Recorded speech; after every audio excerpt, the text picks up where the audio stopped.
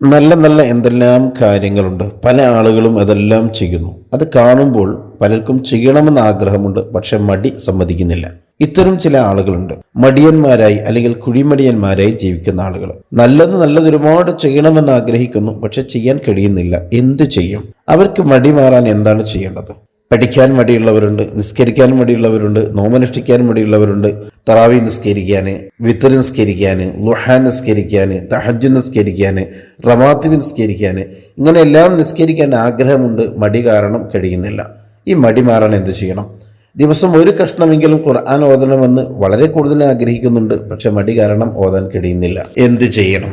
സ്കൂളിൽ നിന്ന് തരുന്നതും മദ്രസയിൽ നിന്ന് തരുന്നതും ഒക്കെ പഠിക്കണമെന്നും പഠിച്ച് വലിയ മാർക്ക് വാങ്ങണമെന്നും ആഗ്രഹമുണ്ട്, പഠിക്കാൻ കഴിയുന്നില്ല, മടിയാണ് കാരണം. എന്ത് ചെയ്യണം? വീട്ടിൽ ജോലി ചെയ്യാൻ ആഗ്രഹമുണ്ട്, പുറമെ പോയി ജോലി ചെയ്യാൻ ആഗ്രഹമുണ്ട്, ജോലിക്ക് പല ആളുകൾ വിളിക്കുന്നുണ്ട്, പക്ഷെ പോകാൻ കഴിയുന്നില്ല, മടിയാണ് കാരണം. എന്തു ചെയ്യണം? ഇങ്ങനെ മടിയന്മാരായി കഴിയുന്ന ധാരാളം ആളുകൾക്ക് ഉപകാരപ്പെടുന്ന ഒന്ന് രണ്ട് കാര്യങ്ങൾ മാത്രം പറയാം.